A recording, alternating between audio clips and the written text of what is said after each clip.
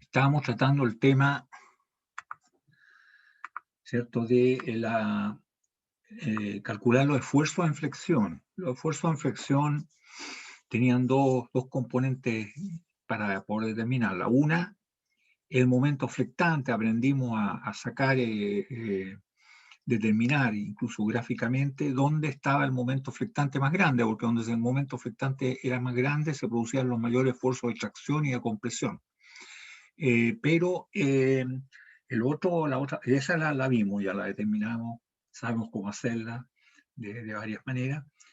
El otro es esa característica de la viga, del perfil de la viga, la sección transversal, de oponer resistencia, y eso es el módulo, el primero momento de inercia y el módulo de sección resistente, ¿ya?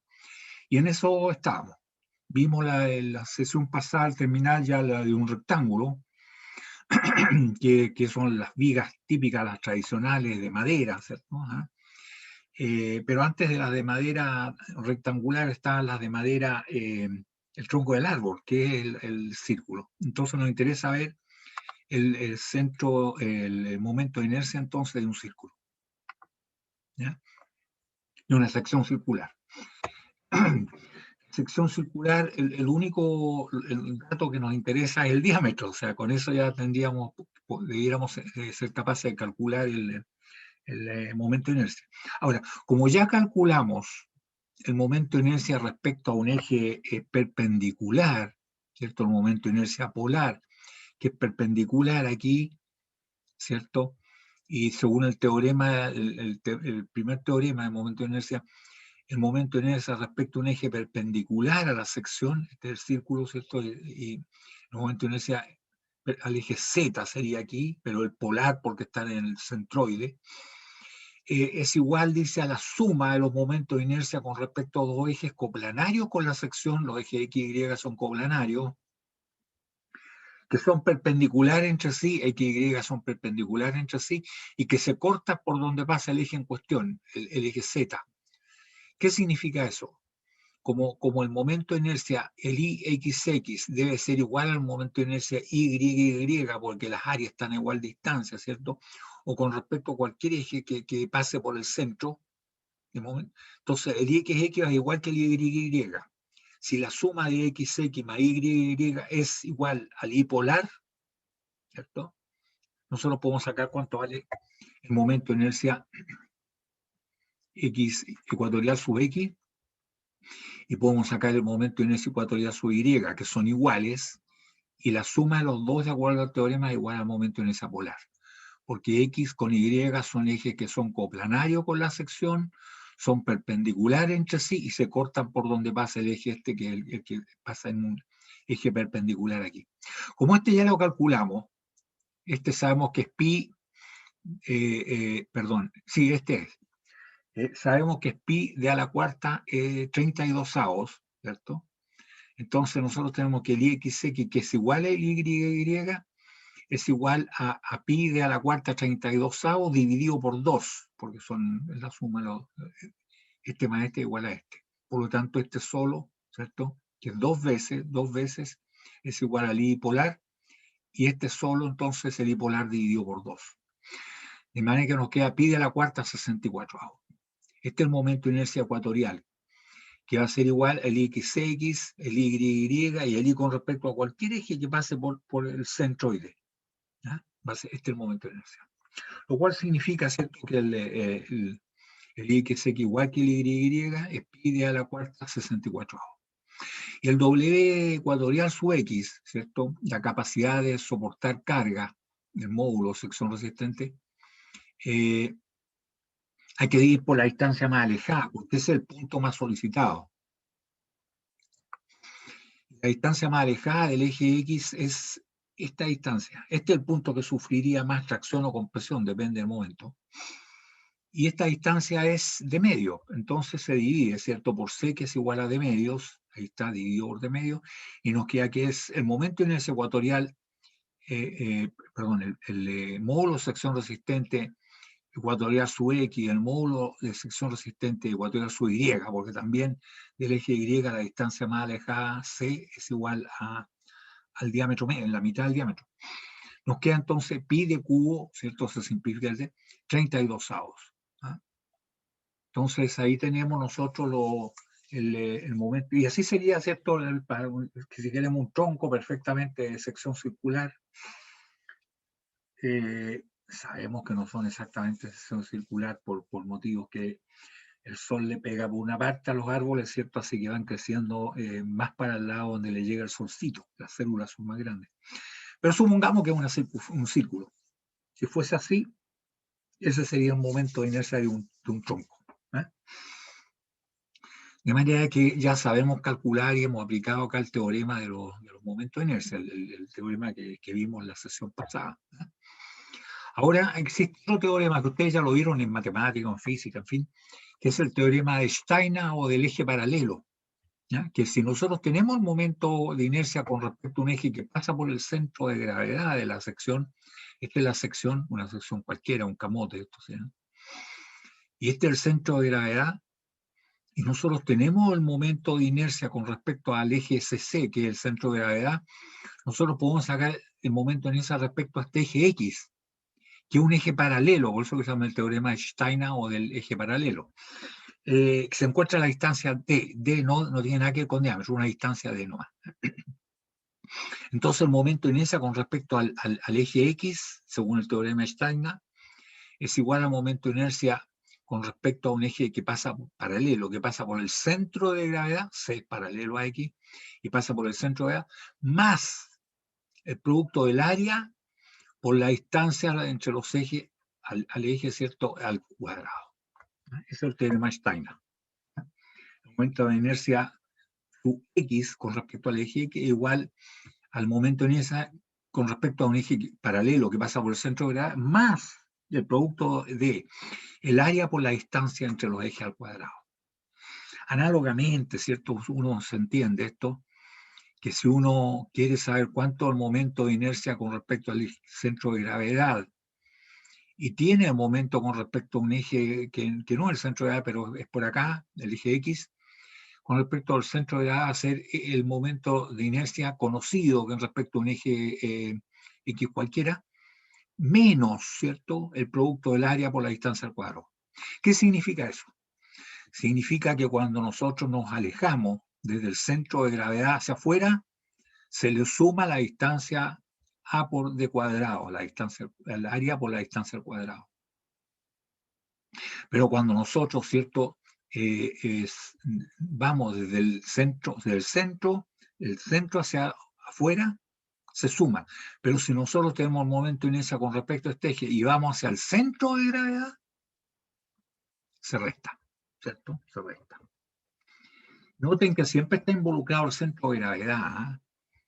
No existe dos ejes paralelos, no, uno de ellos es el centro de gravedad, ¿ya? Eso es importantísimo. ¿Eh? El centro de gravedad está involucrado aquí, no son dos ejes paralelos cualquiera, no, uno de ellos es el centro de gravedad. Bien, conocido esto, nosotros ya podríamos, ¿cierto?, calcular el momento de inercia con el teorema de Steiner de una viga doble T, porque son las vigas más comunes que ustedes conocen, ¿cierto? Antiguamente, estas vigas eran laminadas, jóvenes, eran de acero, ¿cierto? Y laminadas, sí, laminadas. Y los rodillos laminadores, lógicamente, este era un tocho de acero, así que pasaba por los rodillos laminadores, le daban esta forma aquí, pero esto tenía un poquito una pendiente, así, ¿cierto? Para efectos de la laminación. Aquí era redondeado esto, y acá también redondeado. O sea, esto no era paralelo, estas dos caras, sino que era un poquito inclinado. ¿Ya? Entonces ahí uno puede distinguir que está laminado o como esta. Este sería un perfil hecho de plancha, que es soldado.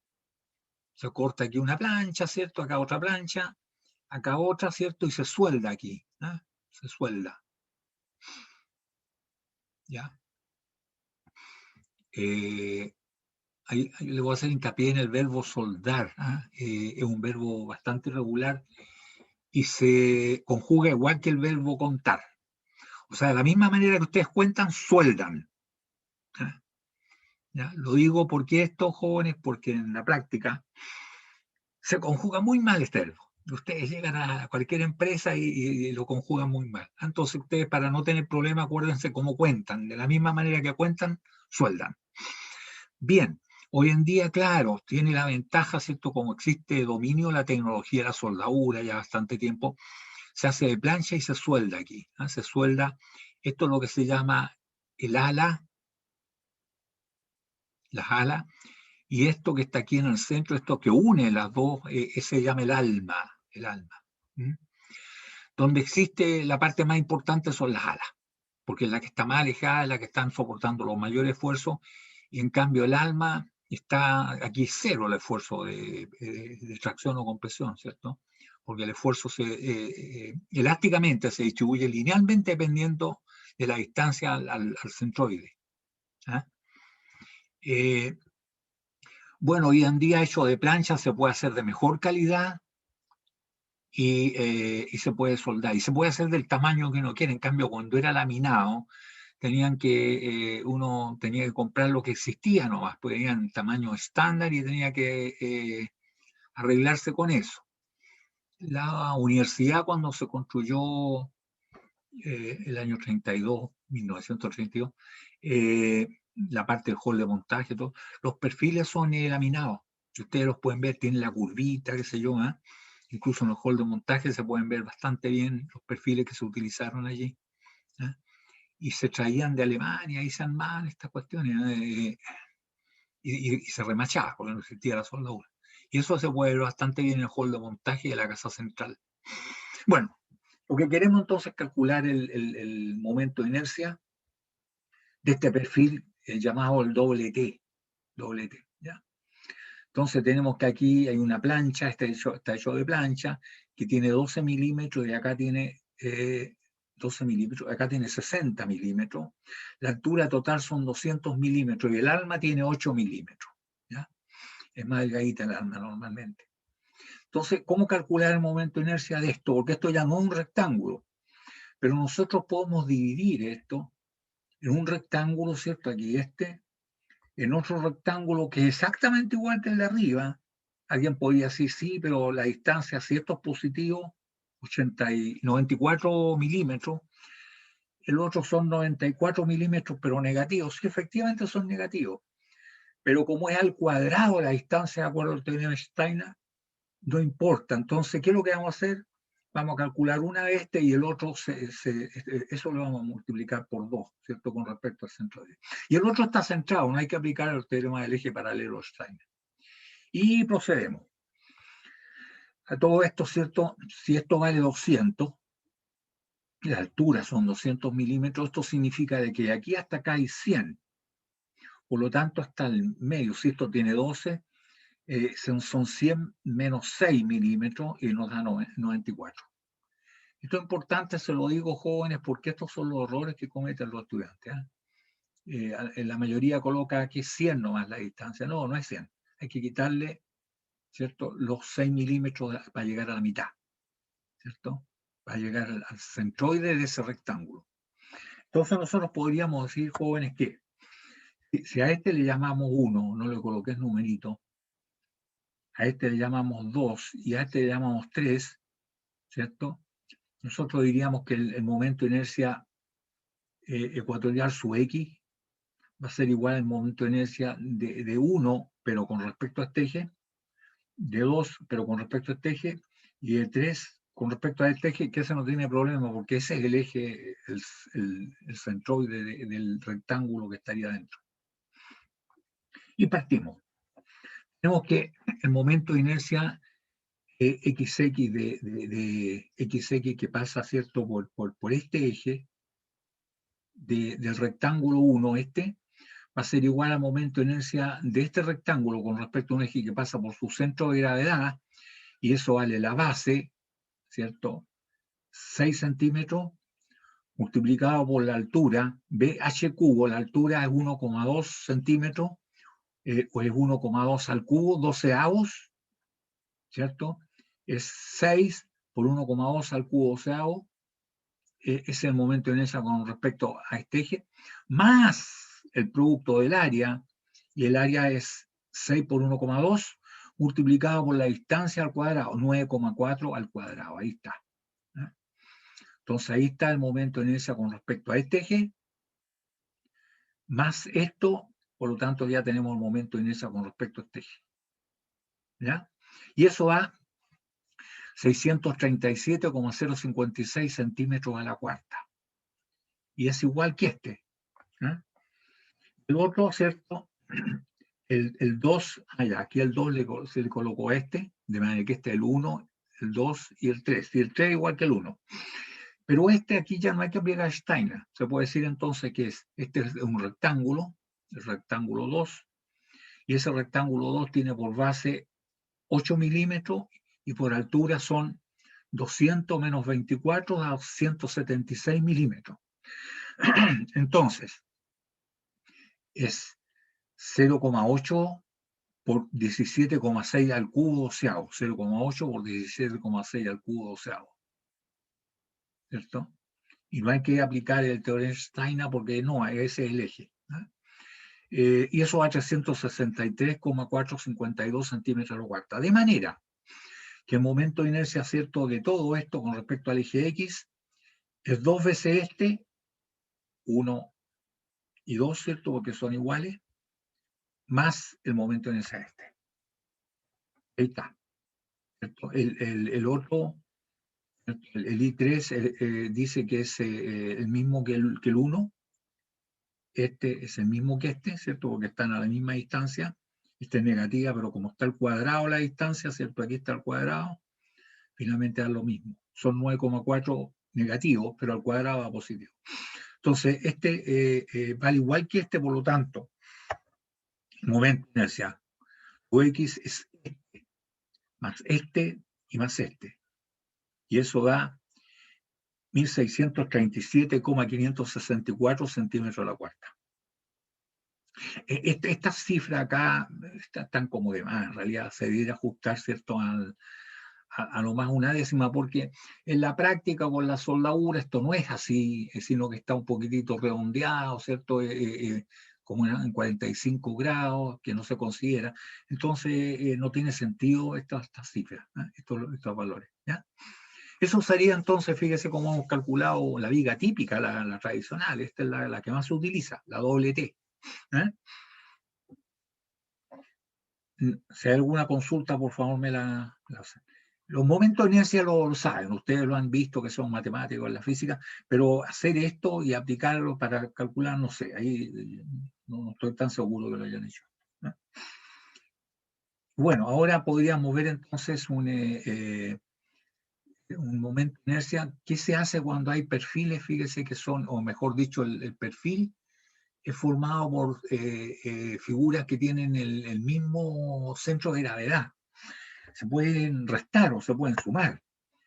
Cuando nosotros queremos sacar el centro de gravedad de este tubo rectangular, que también existen, no laminados, porque no se puede laminar con este hoyo adentro, pero sí se hacen plegados.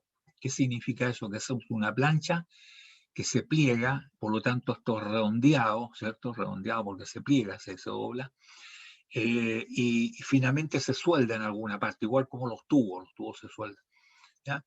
Se sueldan en una parte que no moleste, por ejemplo aquí, ¿ya? Entonces se hace todo el tubo así, ¿cierto? Ese se pliega y se suelda aquí. Bueno, supongamos que las aristas son así puntúas como hasta acá, ¿eh? Y lo podemos calcular. Pero aquí podemos decir que el momento de inercia de este tubo rectangular es igual al momento de inercia de un rectángulo. Podríamos aplicar el teorema de Stein de calcularlo, tal como lo hicimos recién, pero se puede hacer de la siguiente manera, que es más sencillo. Se puede decir que el momento de inercia de un rectángulo grande con respecto al eje este, que es el mismo, el rectángulo grande, el mismo de esto, menos el momento de inercia de un rectángulo chico, este que está por dentro, menos que este. ¿Y por qué se puede hacer eso? Porque tienen el mismo eje. Si no tuvieran el mismo eje, no se puede hacer. Entonces, esta es una forma más sencilla de calcular y así es como se hace ingenierilmente. Si el tubo es de 100 por 50 por 3, lo cual en la jerga técnica, ¿cierto? Significa que tiene 100 de altura, 50 milímetros de ancho y 3 milímetros de espesor de pared. Es una plancha de 3 milímetros con la cual se plegó, ¿cierto? Y se soldó y quedó este perfil. Entonces, nosotros podemos calcular los momentos en esa, que son BH cubo doceado de ambos son iguales, ¿cierto? La distancia, lógicamente, son iguales. Porque este tiene 50 por 100, en cambio el interior no tiene, hay que restarle y se resta 2 veces el espesor, vale decir, por acá se restan 3 milímetros y acá se restan 3 milímetros, o sea, se restan 6 milímetros. Entonces nos queda de 44 milímetros al ancho. ¿Ah? Esto es lo que vamos a sacar. Lo mismo acá. Acá son 100 ciertos milímetros de altura, pero el rectángulo chico, el de adentro, tiene menos 3 y menos 6, son 94 milímetros. Por lo tanto, el momento en ese respecto a este eje, el momento en ese rectángulo grande menos chico, y el grande es BH cubo doceavos, ¿cierto? Aquí dice más, efectivamente está bien eso, pero resulta que este es negativo, porque se lo vamos a sacar, lo vamos a retirar, entonces es negativo. Entonces este es 5, la base, por la altura al cubo doceavo, por 10 al cubo doceavo, está en centímetros, menos, ¿cierto? Este, que serían 4,4 por 9,4 al cubo doceavos. Y eso nos da 112,12 centímetros a la cuarta. Y eso es lo mismo que podemos hacer con un tubo. ¿Eh? Los tubos también son iguales, porque tienen el mismo eje, entonces se le resta el momento de inercia, y ya lo hicimos ya en el caso en la torsión, ¿cierto? Con el eje, el momento de inercia polar. Aquí lo vamos a hacer entonces con el momento de inercia, ¿cómo se llama? Eh, ecuatorial, ¿ya? El ecuatorial. Entonces ahí sí, atento, esto es importante. El momento de inercia, pero si nosotros queremos sacar el módulo de sección resistente, que es cierto, es el momento de inercia con respecto a este eje, menos la distancia, o sea, no menos, dividido por la distancia más alejada. Y la distancia más alejada es una sola, no son dos. No es que hay que quitarle el módulo de sección resistente de este menos a este otro, no, no, no, no. El momento de inercia de todo partido por la distancia más alejada, y la distancia más alejada es una sola, es la de este. Vale decir, son 5 centímetros. Entonces se divide por 5 centímetros y nos queda este momento de inercia dividido por 5, nos da 22,42 centímetros cúbicos, y esto es lo que se ocupa, ¿cierto?, para trabajar con una viga de sección tubular como esta. ¿No? ¿Sí? Entonces ya sabemos, ¿cierto? Y este es un método, este es el método ingenieril, que no siempre se puede aplicar, ¿eh? Pero porque para los perfiles simétricos sí, pero si es asimétrico no se puede aplicar. ¿Ya? Ejemplo, fíjese que bueno, acá tenemos un tubo redondo, aquí sí que son simétricos, ¿ya? El diámetro D exterior y diámetro interior D, que lógicamente el D grande, ¿cierto? El exterior es igual al diámetro interior más 2 veces el espesor, porque acá hay un espesor y acá hay otro espesor. Y eso se lo recalco porque la mayoría de las veces, tradicionalmente, históricamente, me restan un espesor nomás. Hay que restar 2 espesores, ¿cierto? O sumar 2 espesores, depende si estamos sacando el diámetro interior o el exterior. En los tubos jóvenes se da el diámetro exterior. Cuando ustedes ven un tubo, el diámetro exterior. ¿Ya? Y en las cañerías se da el diámetro interior. ¿No? Cuando dicen, no, esta es una cañería de media pulgada, de 3/4 de 1 pulgada, pero en ninguna parte está esos 3/4 ni 1 pulgada, porque resulta que las cañerías cuando las hicieron, ¿cierto? Originalmente eran de espesores más grandes, ¿Por qué? Porque los materiales todavía no se conocían bien, entonces, por mejor seguridad, eran más grandes los espesores. Una vez que se desarrolló, ¿cierto?, la metalurgia y se logró materiales mejores, se podía achicar el espesor. pero como ya se había desarrollado toda la parte de los niples, los acoplamientos que unen de esto, las T, los codos y todas esas cosas con el diámetro exterior, la única posibilidad que existía era disminuir el diámetro interior. Por eso que cuando ustedes ven una cañería y dice esto de media pulgada, agarran la winch y van a medir, se dan cuenta que tiene más de una media pulgada. Y la de una pulgada y todas tienen. Entonces las cañerías, es un diámetro interior pero nominal. ¿Ah? Porque con esto disminuir el espesor hubo que agrandar el diámetro interior. ¿Ya? Pero los tubos sí que tienen la medida, los tubos tienen la medida exterior, tal como les expliqué antes. ¿Ya? Bueno, hay aquí. En este caso también nosotros conocemos el momento de inercia polar, que lo ocupamos, ¿cierto?, en torsión, ¿cierto? Y nosotros sabemos que ya lo vimos eso anteriormente, ¿cierto? El momento de inercia ecuatorial son los dos iguales, y por lo tanto en la mitad, como el otro es pi de q 32avo, el momento de inercia ecuatorial, el X o el Y o cualquiera que pase, ¿cierto?, por el centro, va a ser igual a pi de q de la cuarta, pi de la cuarta 64avo. Entonces el momento de inercia de este tubo va a ser pi de la cuarta 64avo, que es el momento de inercia del círculo grande, menos pi de a la cuarta 64avo, ¿cierto?, que es el momento de inercia del círculo pequeño. ¿Y por qué se puede hacer eso? Porque ambos tienen el mismo centro, ¿eh? El mismo eje. Entonces, aquí lo único que podemos hacer no se puede simplificar, como en el otro caso cuando un círculo completo. Aquí, ¿cierto?, se puede sacar factor con pi 64avos nada más y nos queda de grande a la cuarta menos de chico a la cuarta. Y el módulo de sección resistente, ya metido en la parte de flexión, no está acá, va a ser igual al momento de inercia dividido por una sola distancia. ¿Cuál es esa distancia? El de grande medios. Así que aquí no se puede simplificar el diámetro. ¿Cómo nos va a quedar el módulo de sección resistente? Nos va a quedar pi, paréntesis, de a la cuarta menos de a la cuarta, ¿cierto?, dividido por, y aquí, ¿cierto?, de 32D. Lo único que se puede simplificar es el 2, ¿ah? Porque aquí estaría de grande medios. ¿Ah? Entonces aquí abajo nos queda D por 32. ¿Sí? Eso sería el módulo de sección resistente. Y ahora sí, esta viga doble T, jóvenes, también, como la que hemos calculado acá,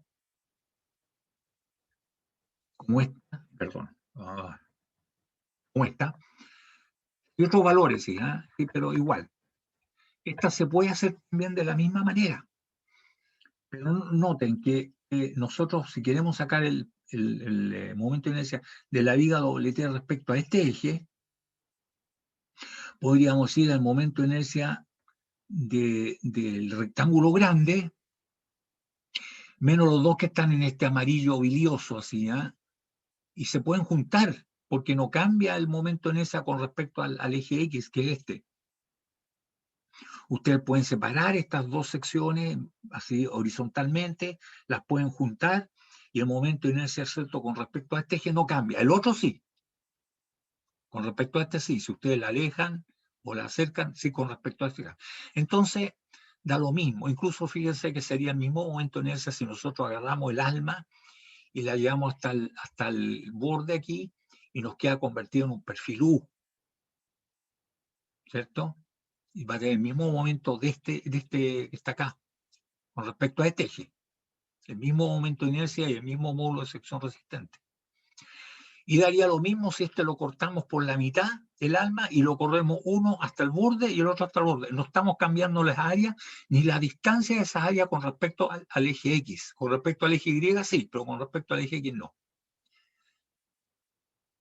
Entonces podríamos decir aquí que el momento de inercia de este perfil, que ya sabemos calcularlo con el teorema Steiner, podríamos decir que el momento de inercia del rectángulo grande menos, ¿cierto?, el momento de inercia de los dos rectángulos chicos que lo podemos juntar. Y si lo podemos juntar, la distancia desde aquí hasta acá, ¿cierto?, va a ser igual a 100 menos 4, o sea, serían 96, ahí está, 96. Y cada uno de estos rectángulos tiene 48, ¿cierto?, de base. Por lo tanto, ¿cómo nos queda? Nos queda que el I ecuatorial sub X, ¿cierto? El eje X, aquí la mitad, aquí, y es igual a inmediatamente un doceavo, porque todos son doceavos, ¿cierto?, de el rectángulo grande que vale 10 por 38 al cubo, perdón, 38, 40, que es el rectángulo grande, acá está por 40 al cubo, ¿cierto? 10 por 40 al cubo, doceavos, menos este rectángulo que es más chico, se juntaron los otros dos, porque no cambia el momento en ese respecto al eje X, menos, ¿cierto? 9,6 por 38 al cubo, ¿cierto? Y doceavos. Y eso nos da 9.435,73 centímetros a la cuarta. Faltó aquí a la cuarta, ¿eh? Apareció la cola del diablo y la borró. El W, ¿cierto?, es igual al momento de inercia ecuatorial sub X. Partió por la distancia más alejada del eje X. Y la distancia más del eje X son 200 milímetros, por lo tanto son 20 centímetros, dividido por 20, ahí están. Y eso nos da 471,8, que es lo que necesitamos para calcular los esfuerzos, ¿eh? Ahí está. ¿Eso qué significa, jóvenes? Que nosotros podríamos hacer lo mismo con este eje y no este que está acá, el momento de inercia ecuatorial sub X, podríamos decir que es igual a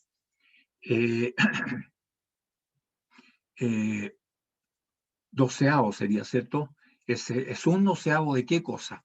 De 6 por 20 al cubo, ¿cierto? Menos la base serían 6 menos 8, serían 52, 5,2, la suma de esto más esto daría 5,2 por 17,6 al cubo, ¿ah? Y todo eso doceavo. Y debiera dar los mismos, ¿cuánto? 637,564 centímetros la cuarta, ¿ah? Y si ustedes se fijan, es mucho más cómodo que aplicar el teorema Steiner, ¿sí? Efectivamente. Cuando hay simetría, jóvenes, bueno, a la hora cuidado, ¿eh? Aquí lo dejar bien en claro, que para sacar el momento de inercia respecto al eje Y, este eje, no se puede hacer eso. ¿Por qué no se puede hacer? Porque las tres figuras que hay aquí, que es este rectángulo en amarillo, que es este, y este rectángulo en amarillo bilioso, que es este otro, este tiene este eje, este es el eje, la Y, este es el otro eje que no coincide y el otro está acá, el rectángulo este está acá. Entonces los ejes no coinciden, y como no coinciden no se puede hacer lo que hicimos acá con respecto al eje X, ¿ah? Entonces no se puede hacer con respecto al eje Y, ¿ya? El momento en ese entonces no se puede hacer, ¿ya? Y ahora aplicarlo, ¿cierto? Ahí entonces nosotros podríamos decir que el momento de inercia de este, ¿cierto?, es igual a 9.435,73, y el W ecuatorial, porque lo vamos a ocupar como viga, es igual al momento de inercia dividido por la distancia más alejada, y la distancia más alejada son 20 centímetros, ¿cierto? Ahí está yo por 20, da 471,8, ¿cierto? Pero ahora hay algo interesante, que está dentro de lo que se llama en la jerga técnica cubicar, ¿ah? Y el término ese dice, ojo de buen cubero es que va a cubicar, ¿ah? Cubero, a ojo de buen cubero. Nosotros podemos calcular el área. El área, ¿cierto? También podemos hacer lo mismo, restar. El área de lo que está en naranja es igual, ¿cierto?, a esta área menos esta otra que está acá. Entonces es 10 por 40 menos 9,6 por 38. 9,6 por 38. Y eso da 35,2 centímetros cuadrados. Si nosotros queremos saber cuánto vale el peso por unidad de largo, ya tenemos el área. Si el área la multiplicamos por el largo, pero no por el largo total de la viga, que pueden ser, qué sé yo, 6 metros, una cosa así. No, la multiplicamos por el largo el, eh, el largo de 1 centímetro. ¿Por qué? Porque vamos a calcular el cubo, lo que pesa 1 centímetro de viga. Entonces, si tenemos el área, que son 35,2 centímetros, y lo multiplicamos por 1 centímetro, nos va a dar 35,2, pero centímetros cúbicos. Si el volumen, ¿cierto?, que va a ser 35,2, o sea, si ustedes cortan una torreja, ¿cierto?, de viga de 1 centímetro, va a tener un volumen de 35,2 centímetros cúbicos. Y si eso lo multiplicas por el gamma, ¿cierto?, van a obtener entonces lo que pesa 1 centímetro de viga. Y ahí está, ¿cierto? Entonces el volumen multiplicado por el gamma nos da el peso. Entonces los 35,2, que son centímetros cúbicos ahora, porque lo multiplicado por 1 centímetro de largo, y por el gamma, y si lo dimos por 1000, vamos a tener entonces el peso en kilogramos, no en gramos, ¿cierto? Porque esto, los 7,85 del acero, son gramos por centímetro cúbico. Entonces, y para que no nos queden centímetros, no nos queden gramos, lo dimos por 1000 y nos quedan en kilogramos por cada centímetro lineal. Y esto nos da 0,276, o sea, un poquitito más de un cuarto de kilo. Si ustedes cortan entonces una torreja, esta viga que tiene 400 milímetros de alto y de acero, y tiene 100 milímetros de ancho de ala, y el espesor son 10 milímetros, 1 centímetro, ¿cierto? Y 1 centímetro, y el alma no está aquí anotado, sí, 4 centímetros. Esto va a pesar, ¿cierto? 1 centímetro, cortamos 1 centímetro de viga, va a pesar un poquitito más de un cuarto kilo. ¿Ah? Y eso es nuestro CUP. Eso es nuestro CUP, el que necesitamos nosotros para trabajar. Entonces, en lo sucesivo, lo que vamos a hacer es el área multiplicar por el gamma y dividir por 1000. Claro, aquí el área hay que multiplicarla por 1, por 1 centímetro, para que nos dé un volumen, no el área. ¿Ya? Pero no aparece el 1 acá. ¿Ya? Entonces, esa es la forma y es bastante práctica. Uno puede rápidamente, ¿cierto? Incluso mentalmente, en la práctica, puede.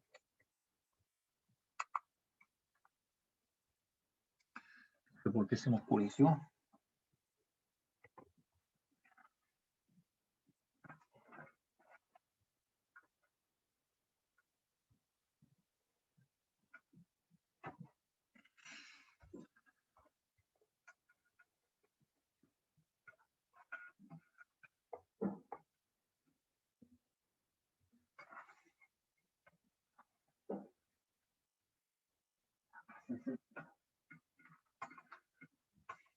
Ya.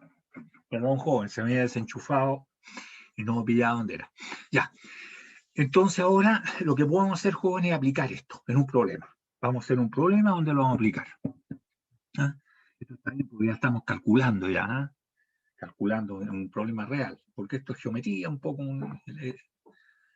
es todos los momentos de inercia, porque tenemos los dos ingredientes. Uno, cómo calcular el momento y cómo calcular el módulo de sección resistente. Podemos calcular los esfuerzos, calculando los esfuerzos podemos calcular el factor de seguridad. Y ese es nuestro problema.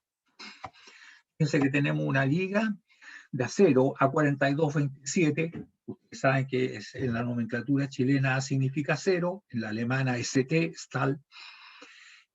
42 significa 42 kilogramos fuerza por milímetro cuadrado. Resistencia a la tracción vale decir 4.200 kilogramos fuerza por centímetro cuadrado.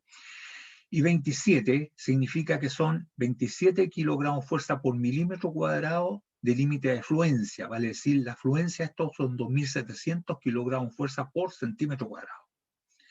A veces trae la letra ES, que significa estructural, que sirve para hacer estructura, y soldable, que es soldable.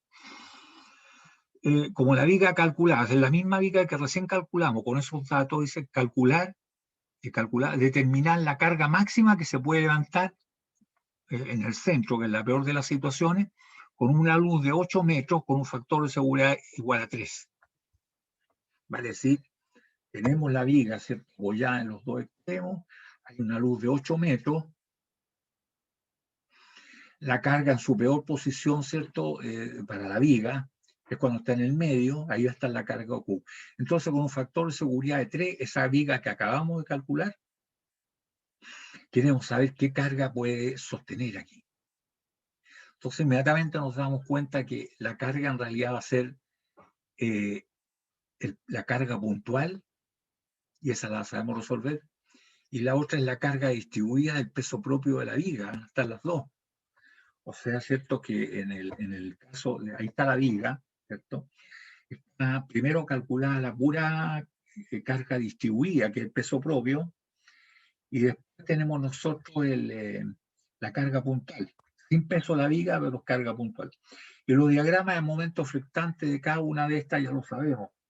Esta, que es puntual, el momento flectante, primero que nada la viga, ¿cierto? Sonriente, va a quedar así deflectada, con curvatura para arriba, con caída para arriba. Por lo tanto, y es lineal, vale 0 aquí, vale 0 acá, porque es incapacidad de transmitir momento, y el lineal es un triángulo para arriba. Y esta otra, que también es incapaz, ¿cierto? El rodillo de reaccionar con un momento, y acá el pasado liso tampoco. La viga también es sonriente por el peso propio, por la gravedad, ¿cierto? Por lo tanto es positivo, pero en este caso, como la carga distribuida es parabólica, esto es parabólica. En el centro mayor, el mayor momento, y ese, como lo vimos en la sesión pasada, vale Q por L al cuadrado octavos. Y este en el centro vale Q por L cuartos. ¿Ah? Aquí está Q medio, para que en el centro es Q medio multiplicado por L medio, Q por L al cuadrado cuarto. Eso es, ¿cierto? Ahí está por la carga puntual. Este Q es minúscula, ¿eh? Por la carga distribuida primero. Ah, no, perdón, esta es la puntual. Esta es la puntual, es esta, está bien, el Q mayúscula, el que hemos calculado, ¿ah? Lo que pesa por cada largo, por unidad de largo por cada centímetro. Q por L cuartos, ¿ah? Q por L, todo en esta parte. ¿Ah? En esta parte, el momento flectante, ¿cierto?, de esta, Q por L cuarto. Y este otro vale Q minúscula por L al cuadrado octavo, y una parábola, también es positivo y es para arriba. Q L cuadrado octavo. Ya ven que sumamos los dos momentos, ¿cierto? El momento flectante va a ser el momento sub Q, ¿cierto? Con la carga grande, el momento Q por L al Q por L cuarto, más el M sub Q minúscula, que es la carga distribuida, que es Q por L al cuadrado octavo. Entonces, ¿cierto? Nosotros tenemos que el peso de la viga lo conocemos. Y este momento, de acuerdo al cálculo, ¿cierto? Nosotros sabemos que el esfuerzo es igual al momento flectante. Este esfuerzo es igual al momento flectante dividido por el doble ecuatorial. Por lo tanto, el momento flectante va a ser, ¿cierto?, el sigma, que va a ser el admisible, el límite, hasta ahí nomás aguantamos, multiplicado por el doble ecuatorial, que ya lo calculamos.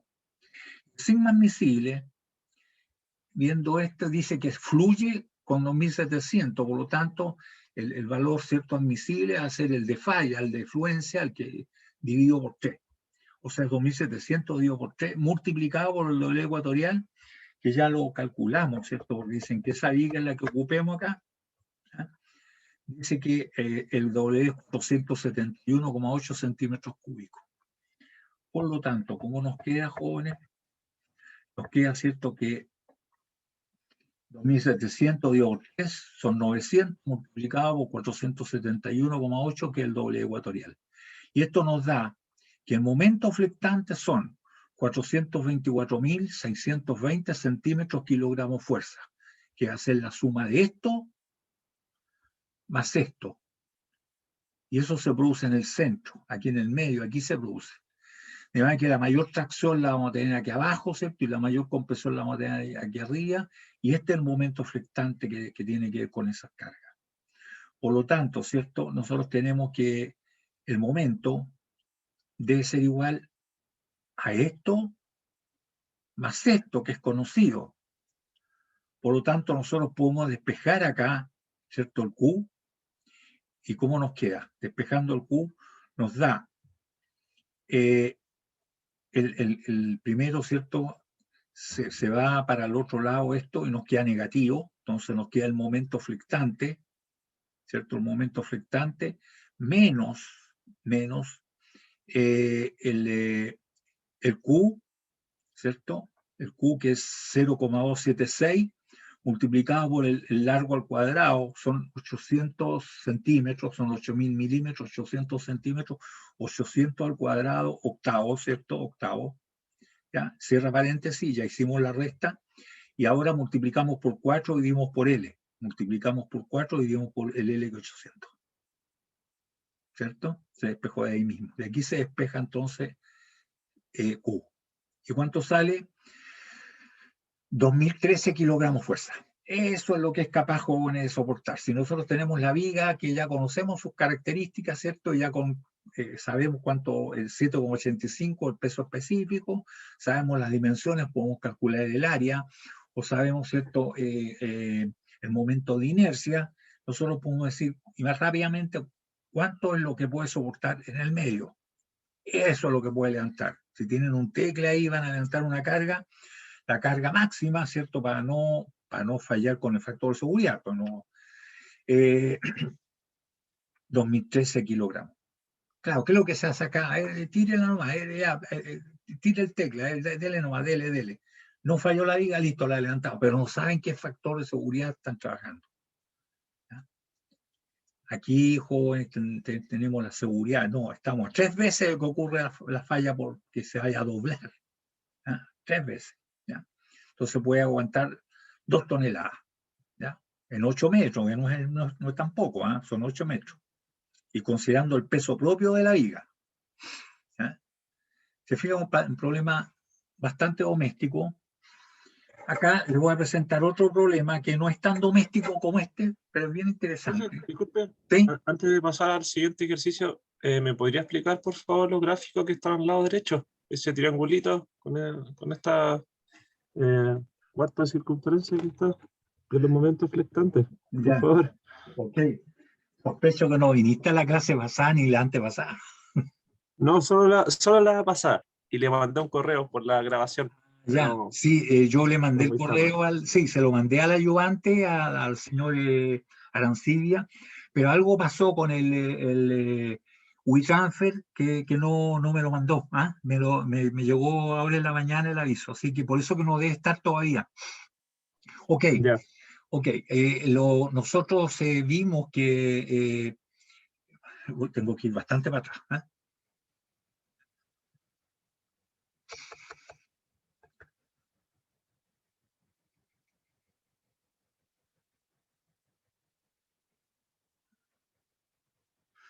Vimos todo esto en la clase anterior y esto lo que fueron aplicando estas teorías, el señor Galileo, Mariot y Euler, Coulomb y Bernoulli, ¿cierto? Y llegamos finalmente, cuando llegamos a determinar, viendo algo parecido al desarrollo que en torsiona, si ustedes lo comparan, es igual el desarrollo, ¿eh?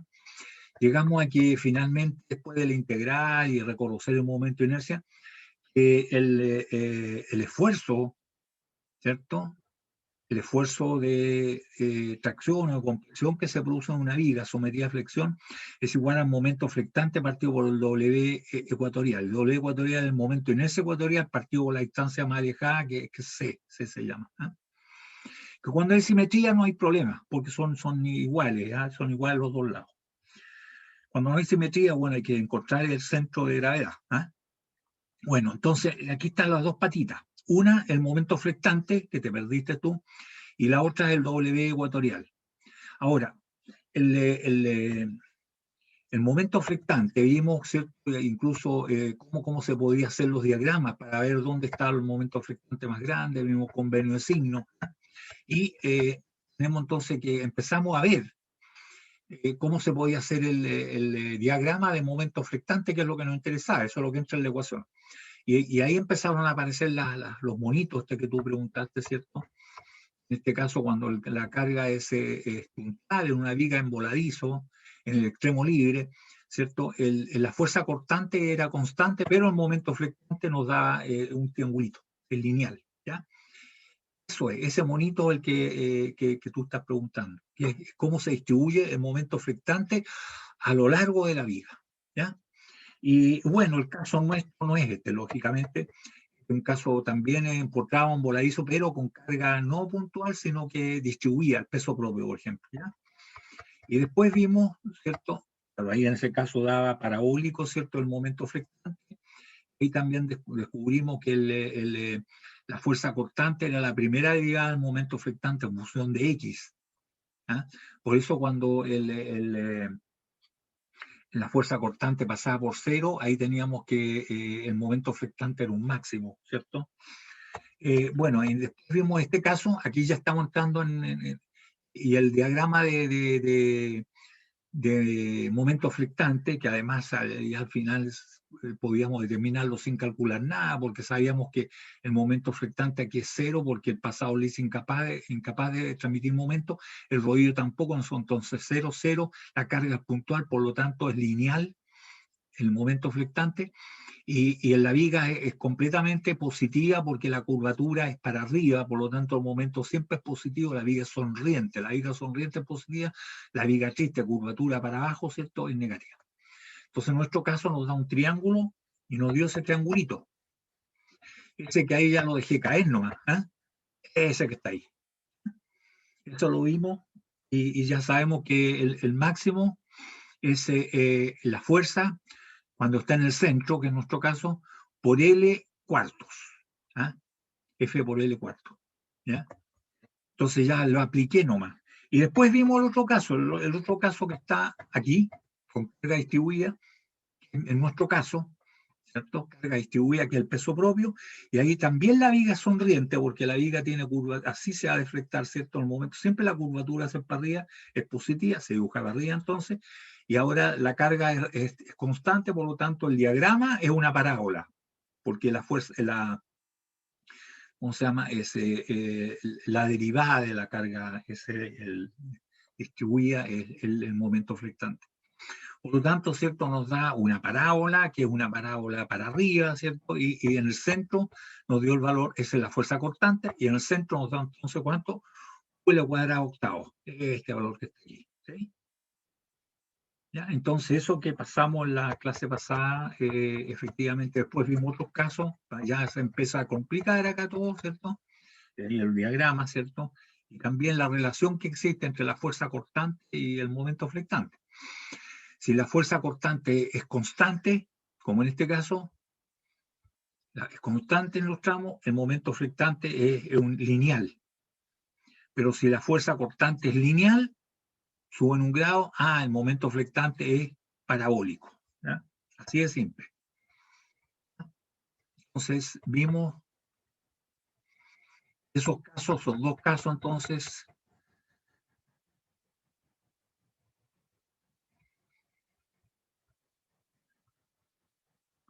¿Cierto? Lo dejamos caer aquí nomás, porque eso es algo que ya se vio.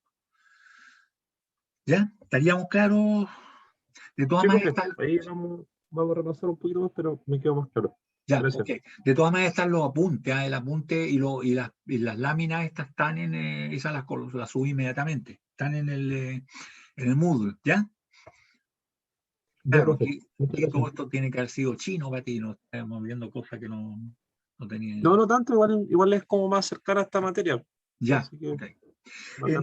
En la mayoría de las universidades, qué sé yo, y los textos, esto del diagrama se ve en mecánica, se ve en estática.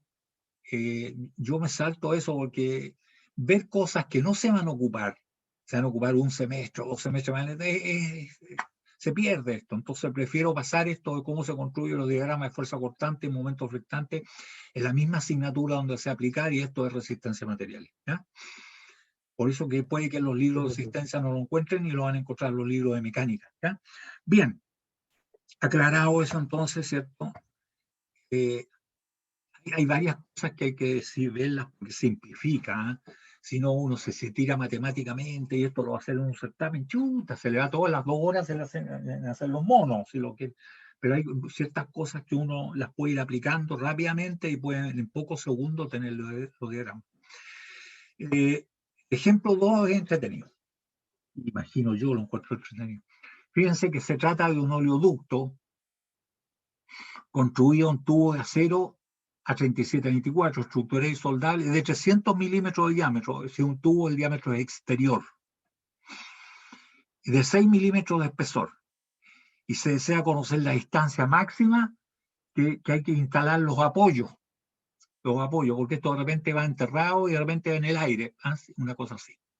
Entonces imagínense que el tubo que iba desde Concón hasta Maipú, antiguamente ya no está, ya sacaron todos los estanques de Concón, ya los buques no llegan a descargar el petróleo ahí a las salinas, sino que lo hacen a dónde, ya no ensucian las salinas, ensucian ventanas. En ventanas descargan el petróleo. Imagínense que este es el ducto. Entonces, con estas características, se quiere saber cuál debe ser con un factor de seguridad de 4, ¿cierto? ¿Cuál debe ser la distancia entre los apoyos?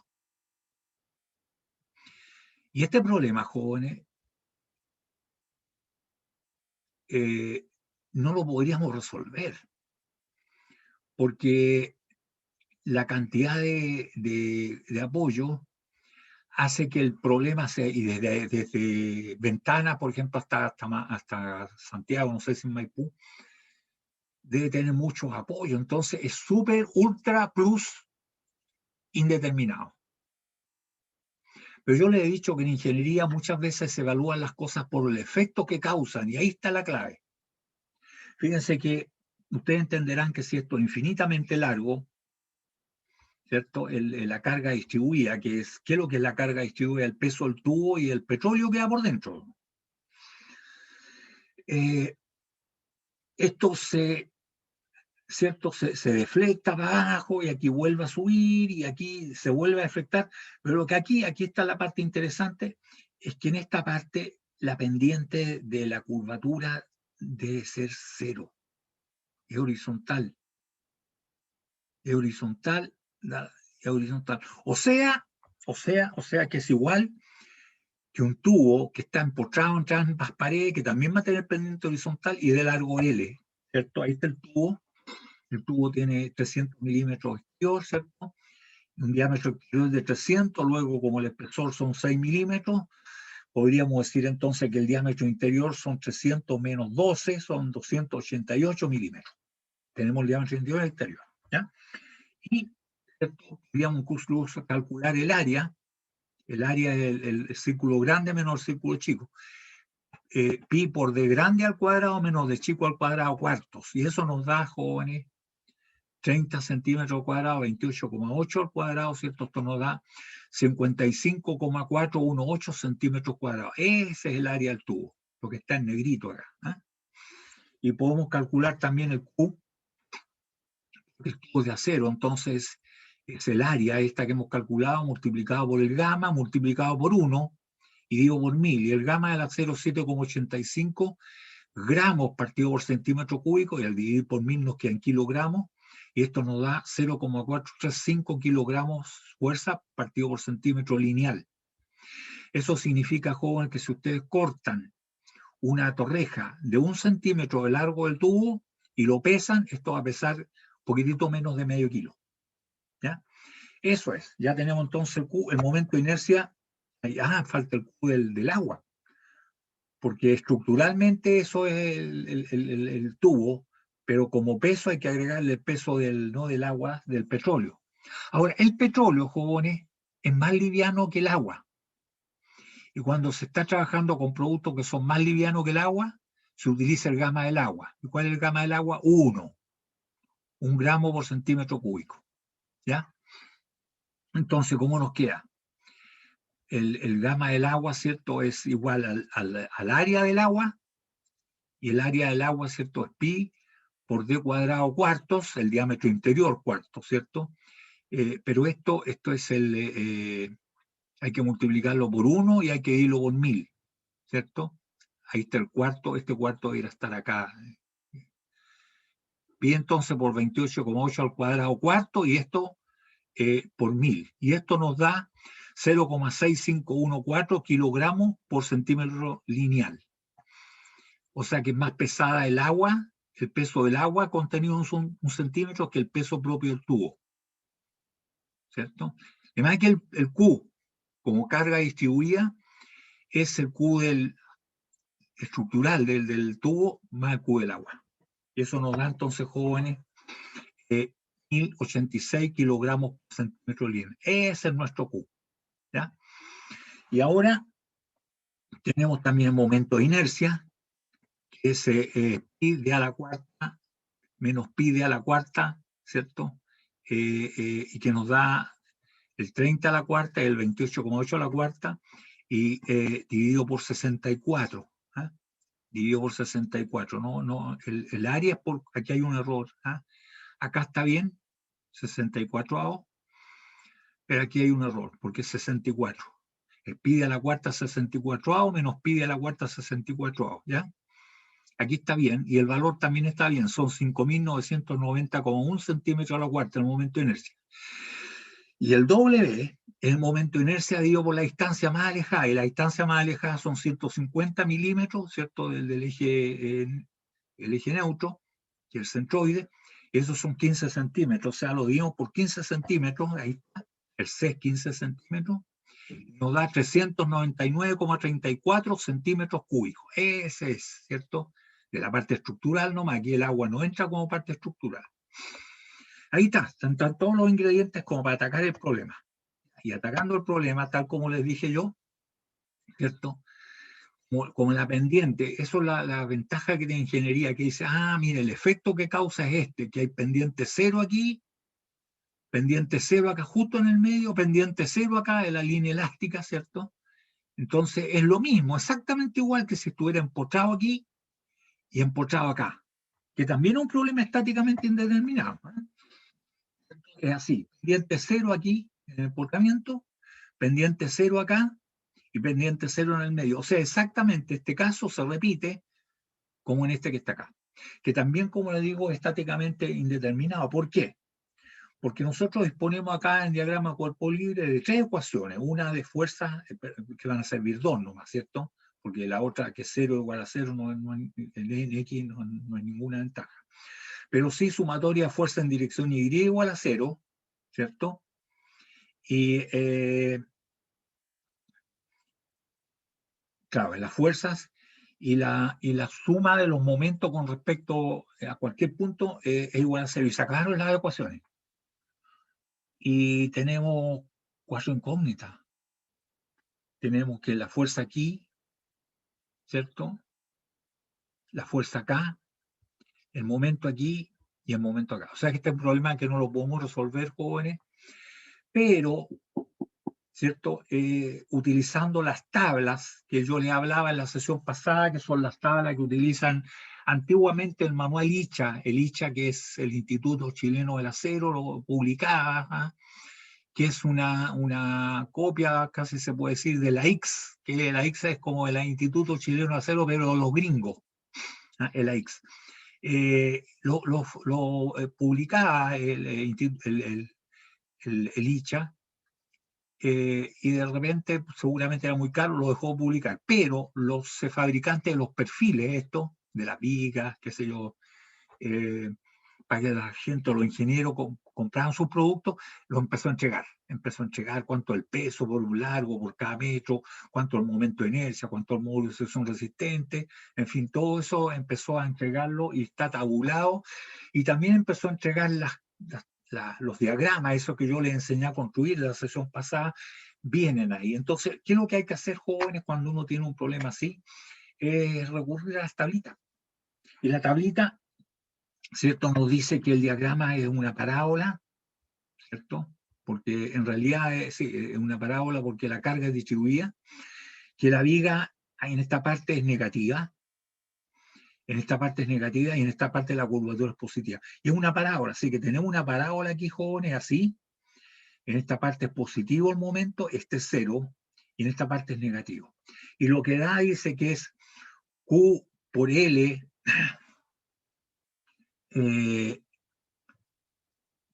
este al cuadrado, QL cuadrado 24 en el centro, y aquí en esta parte, en la parte del empotramiento, escuela cuadrado o sea, el doble. O sea, aquí se producen los mayores momentos flectantes, aquí y acá. Y esto ustedes lo pueden sacar, jóvenes, de las tablas. Yo les subí las tablas Syntax, que no están muy aquí en el, no se da muy claro, pero en el Moodle están escaneadas y ustedes las pueden ver. Y se trata de, aquí están. Aquí están los casos, jóvenes, que es cuestión que lo reconozcan.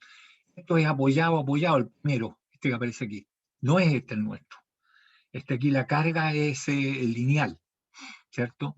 Acá, este lo desarrollamos, ¿cierto? Que la viga está apoyada en ambos extremos. Estos cuatro triangulitos no significan pasado el liso, porque si no sería un problema estáticamente indeterminado. Hay que tener cuidado aquí que nos alcanza a distinguir, uno puede confundir el momento de inercia con la luz, con L. ¿Eh? O sea, L y el I del momento de inercia se suelen confundir. No confundir entonces. Aquí sale la carga excéntrica, ¿cierto? Aquí con uno de los problemas que vimos, con dos cargas, ¿cierto? Que había un trapecio, en este caso un trapecio isósceles, ¿cierto? Simétrico. Y veamos el caso nuestro. Tampoco está acá. Este problema se lo mostré yo en la clase pasada. Tal como está aquí, este lo vimos en la clase pasada. ¿Ya?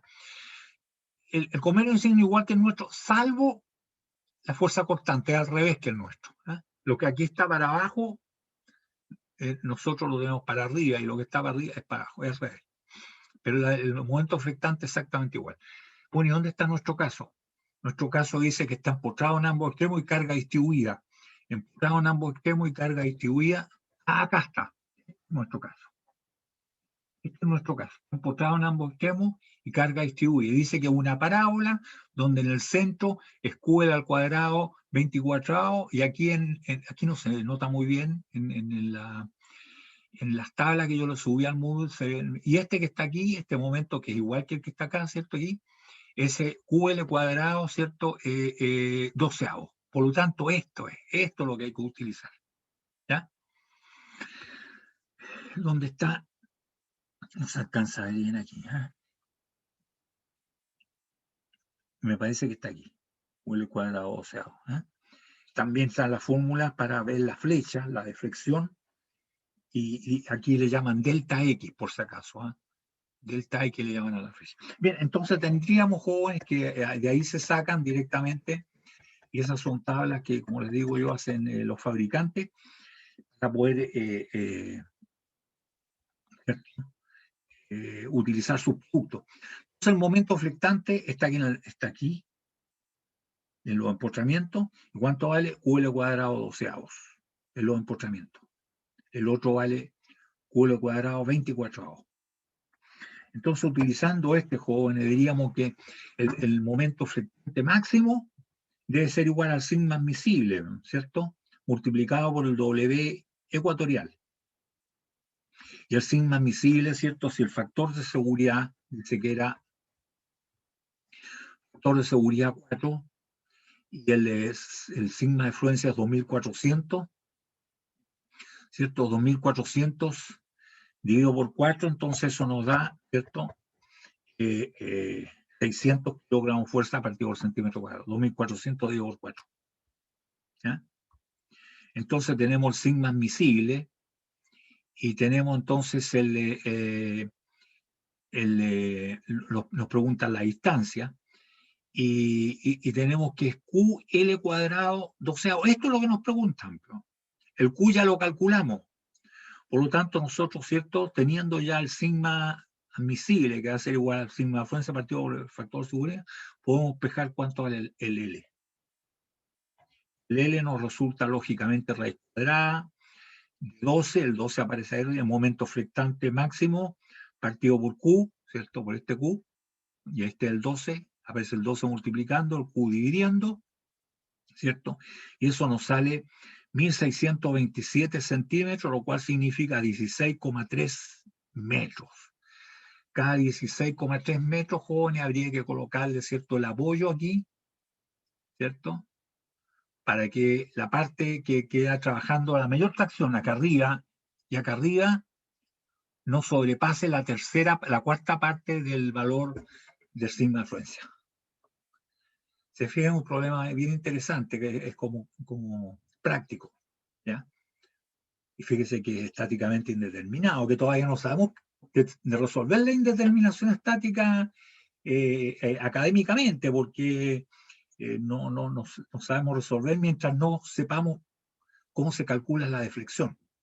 Cuando calculemos la deflexión, ¿cierto? Tal como en el caso de la torsión y tal como en el caso de carga axial, vamos a ser capaces de resolver la indeterminación estática, y eso lo vamos a ver dentro de un par de sesiones.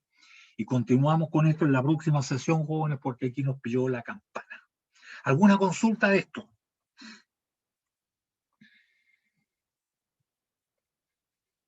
¿Sí? Parece que no, profe.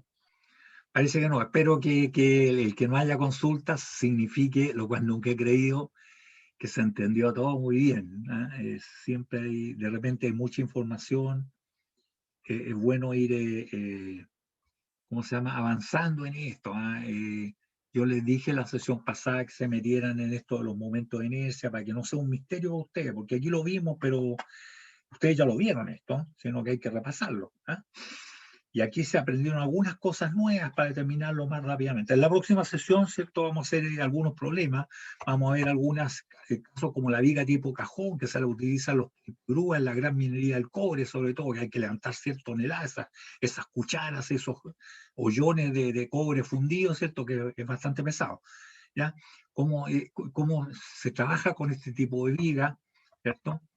Y vamos a ver también una viga asimétrica, que es interesante porque no es tan sencillo, ¿cierto? Y bueno, ahí y con eso terminamos la próxima sesión, lo que es determinación de esfuerzo, y pasamos después a calcular las deflexiones. Entonces llegamos hasta ahí por hoy, jóvenes. Ya, profe, muchas gracias. Listo, que Esté estén bien, bien, cuídense. jóvenes. Ya, ok. Chao, que estén Chao, bien. profe. Chao, chao.